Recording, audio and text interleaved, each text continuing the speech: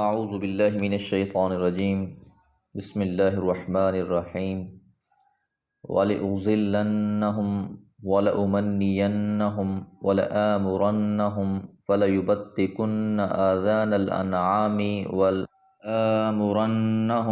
فَلَيُغَيِّرُنَّ خَلْقَ اللَّهِ وَمَن يَتَّخِذِ الشَّيْطَانَ وَلِيًّا مِّن دُونِ اللَّهِ فَقَدْ خَسِرَ خُسْرَانًا مُّبِينًا يَعِدُهُمْ وَيُمَنِّيهِمْ وَمَا يَعِدُهُمُ الشَّيْطَانُ إِلَّا غُرُورًا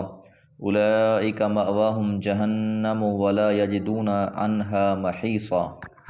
سورۃ النساء آیات 119 سے 121۔ شیطان ابلیس کے حوالے سے گفتگو کا تسلسل کہ کس طرح وہ انسان کو بھٹکانے کی کوشش کرتا ہے اور کس طرح اس نے اللہ تعالیٰ کو یہ چیلنج کیا تھا کہ میں تیری مخلوق میں سے ایک حصہ اپنے لیے مخصوص کر لوں گا جو میری اتباع کرنے والے ہوں گے، اور یہاں پر وہ یہی کہہ رہا ہے وَلَأُضِلَّنَّهُمْ، اور یقیناً میں ضرور بضرور انہیں بھٹکا دوں گا، یعنی وہ جو صراط مستقیم ہے اس سے ہٹا دوں گا۔ وَلَأُمَنِّيَنَّهُمْ، اور میں ضرور بضرور انہیں تمناؤں میں مبتلا کر دوں گا، آرزوؤں میں مبتلا کر دوں گا، اس میں ان کی جھوٹی آرزوؤں میں پھنساؤں گا۔ میں اس طرح جھوٹی آرزوؤں کی طرف اشارہ ہے جن میں بالعموم مشرک قومیں مبتلا ہو گئیں۔ مثلا عربوں کا یہ عقیدہ تھا کہ وہ جن بتوں کی اور دیوی دیوتاؤں کی پوجا کرتے ہیں وہ اللہ سے ان کے لیے سفارش کرتے ہیں، انہی کی سفارش سے ان کی دنیا کی نعمتیں بھی ملتی ہیں، اور اگر آخرت کی کوئی چیز ہے تو انہی کی سفارش سے آخرت میں بھی وہ جنت کے حقدار ٹھہریں گے۔ اسی طرح یہودی اس وہم میں مبتلا ہو گئے تھے کہ حضرت ابراہیم علیہ السلام اور باقی انبیاء جو اللہ کے بڑے برگزیدہ بندے ہیں، ہم ان کی اولاد میں سے ہیں، لہٰذا ہم اللہ کے محبوب اور پیارے ہیں، لہٰذا جنت کے وارث ہیں ہی ہم، اور سورہ بقرہ میں بھی اس بات کا تذکرہ کیا گیا ہے۔ یا جس طرح عیسائیوں نے، نصارہ نے یہ عقیدہ بنا لیا کہ اللہ تعالیٰ نے ان کے تمام گناہوں کا کفارہ حضرت عیسیٰ کو بنا دیا ہے، اب وہ جو بھی عمل کرتے رہیں ان کے لیے کوئی مسئلہ نہیں ہے۔ اور بعد میں بھی لوگوں نے یہی تصور کر لیا ہے کہ کچھ لوگ اللہ کے نیک بندے اور بزرگ ہیں جنہوں نے اللہ کو راضی کر لیا ہے، اب ہم انہی کو مان لیں گے یا انہی سے مانگیں گے یا انہی سے تعلق جوڑ لیں گے تو یہ ہمارے لیے کافی ہو جائے گا۔ اس لیے مختلف قسم کی امیدیں انسان کو شیطان دلاتا رہتا ہے۔ اسی طرح یہ بھی ہے کہ انسان اس کو گناہ کرواتا رہتا ہے اور ساتھ یہ بھی کہتا ہے کہ اللہ درگزر کرنے والا ہے، اور پھر اس کو اس طرف نیکی کی طرف آنے نہیں دیتا، اس کو توبہ اور استغفار کرنے کی طرف نہیں آنے دیتا۔ انسان عجیب عجیب قسم کی باتیں کرتا ہے، مثال کے طور پر ایمان مسلمان کے دل میں ہونا چاہیے، نماز پڑھنے اور دوسرے نیک اعمال کی کیا ضرورت ہے، ابھی جلدی کیا ہے، مرتے وقت توبہ کر لینا، جن سے تمہارا تعلق ہے وہ تمہیں بخشوا لیں گے۔ اس قسم کی خیالات ہیں، گمان ہیں، وہ شیطانی آرزویں ہیں۔ امام قرطبی رحمہ اللہ اور امام ابن کثیر رحمہ اللہ نے بھی اسی طرف اشارہ کیا ہے۔ فَلَيُبَتِّكُنَّ آذَانَ الْأَنْعَامِ، بتکا کا معنی قطع کا ہوتا ہے، یعنی کاٹنا، اور مشرکین مکہ کا ایک رواج تھا کہ وہ مختلف جانور مختلف بتوں کے نام پر مخصوص کر دیتے تھے اور ان کے کان وغیرہ کاٹ دیتے تھے یا کوئی اس طرح کی علامت اور نشانی لگا دیا کرتے تھے، جس سے باقی سارے لوگوں کو پتہ چل جاتا تھا کہ یہ جو مختلف بیت اللہ میں پڑے ہوئے بت ہیں ان کے نام پر مخصوص کیے ہوئے جانور ہیں، لہٰذا نہ ان پر سواری کی جاتی تھی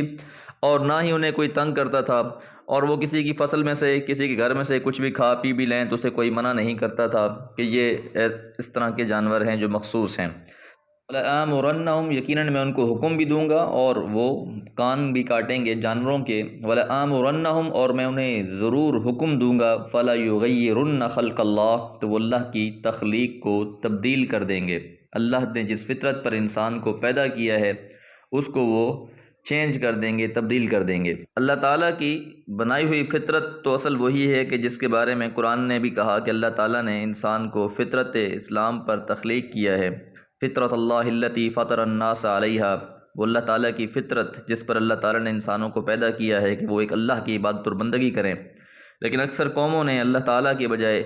غیروں کی عبادت اور بندگی کی اور انہی کی رضا کے لیے کوششیں کرتے رہے، تو سب سے بڑی تو یہ فطرت کو تبدیل کر دینا ہے۔ اور اس کے ضمن میں باقی بھی جتنے معاملات ہیں وہ بھی آ جاتے ہیں کہ جو چیزیں ان میں پیدا کی ان کی شکلیں اور صورتیں تبدیل کریں، ان کے حلال حرام ہونے کے احکامات بدلیں، اور اسی طرح مردوں کا خصی ہو کر ہجڑا بن جانا، عورتوں کا بانجھ پن، برتھ کنٹرول کے نام پر مردوں کی نس بندی، عورتوں کے آپریشن، اور اسی طرح عورتوں کے گھروں سے نکال کر ان کے فطرتی فرائض سے سبکدوش کر کے مردوں کی صف میں لا کھڑا کر دینا۔ اور اسی طرح پھر جس طرح کی حدیث مبارکہ میں بھی آتا ہے، حضرت عبداللہ بن مسعود رضی اللہ تعالیٰ عنہ فرماتے ہیں کہ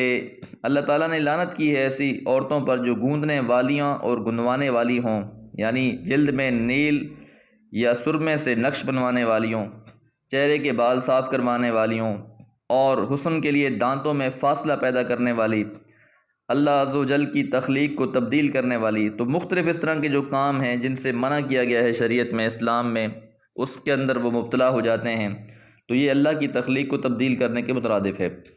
وَمَن يَتَّخِذِ الشَّيْطَانَ، اور جو بھی بنا لے گا شیطان کو، وَلِيًّا، ساتھی، دوست، مِن دون اللہ، اللہ کے علاوہ،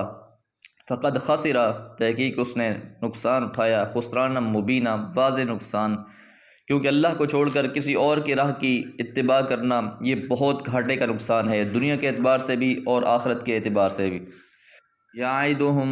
وعدے کرتا ہے ان سے شیطان، ویمنیہم، اور انہیں امیدیں دلاتا ہے، وما یعدہم الشیطان، اور نہیں